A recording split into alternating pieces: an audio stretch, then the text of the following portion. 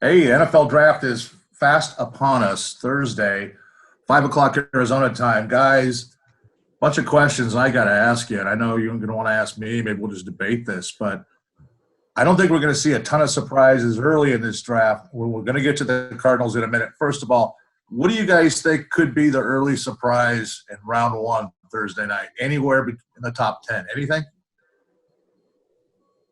Listen, so if there's going to be a surprise, I'm hearing that the Detroit Lions might be thinking about a quarterback. For me, it's been Jeff Okudah at 3, period. Joe Burrow at 1, Chase Young at 2, Okudah at 3. But now all of a sudden, if the Lions get tricky, if they go with a corner, if they make a trade, if somebody moves up, to me, the 3 spot is where I think that there could be the earliest surprise. What do you think, Ken? Yeah, I think there could be surprises, and I think you always have to look at quarterbacks. How do teams value quarterbacks? Is somebody willing to move up in that area to get guys? I think back to when that year, the Texans moved ahead of the Cardinals to take Mahomes. The Chiefs moved ahead to take Mahomes. The Texans moved ahead to take Watson. I think that was a little bit of surprise that those teams wanted quarterbacks that badly, and that's going to maybe present an opportunity for the Cardinals at 8. In my mock draft, last one, thank God, it's all put together. I love doing them, but they are endless. I have 4 defensive players going in the top 8 picks, and one of them comes to the Cardinals. I think in this scenario, the way I think it could play out, Isaiah Simmons, the linebacker, safety, do-it-all defender from Clemson, falls to them at 8. I love this pick. I hate the fact they're going to pass on CeeDee Lamb. It's not as big of a priority now with DeAndre in the fold. I think they could double down there, though, not surprisingly at all. What do you guys think of Isaiah Simmons, my pick at number 8? Love it? Hate it? Leave it?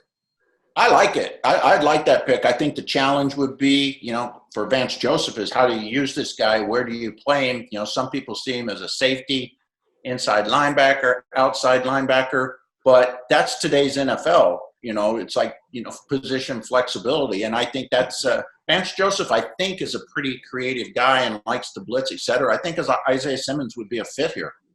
Yeah. I like what Dabo Sweeney said about it. There's some criticism coming out, kind of, do we know what he's going to be? Do we know where we're going to put him?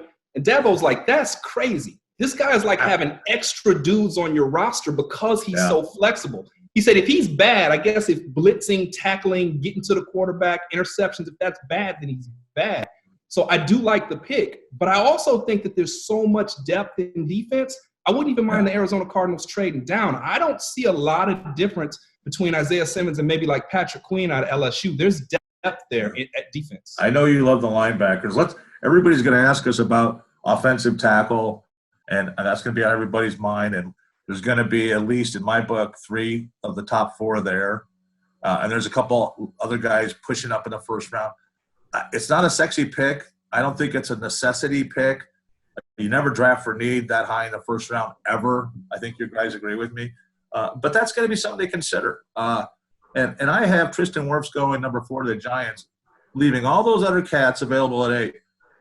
Is there anybody there you think the Cardinals will take if Isaiah Simmons is still available at 8 over Simmons?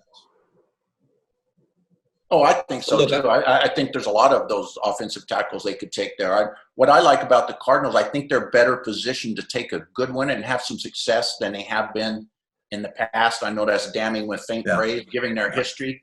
But what I like is they've got Sean Kugler as offensive line coach. Right. You saw what he did last year with that group. If I'm Steve Keim, I trust Kugler's evaluation. I go to him and I say, hey, Cougs, who do you like the best? Oh, you like this guy? All right, that's who I'm taking. Thank you. You guys are going to call me crazy. Don't do it. Now, you guys know I've been talking about building football teams from the inside out ever since I showed up. But I've been talking to enough people that I'm beginning to understand things differently. You've got to start with the quarterback. The Cardinals now have the quarterback. You need experience and stability on the O-line. You've got that. And now the final piece of it is when you've got the quarterback on the rookie contract, you're in a position to win now. Fill up the rest of the roster. Don't double down and build something that you can develop a guy. Don't do that. Put your guys in different spots, and I think you got to build out that defense. I know that's crazy because I'm Mr. O-line, but that's where I'm at. I love it. There's a lot of other questions we could get to. We don't have the time. We could talk about second round, which doesn't exist for the Cardinals, and what they do in the third round.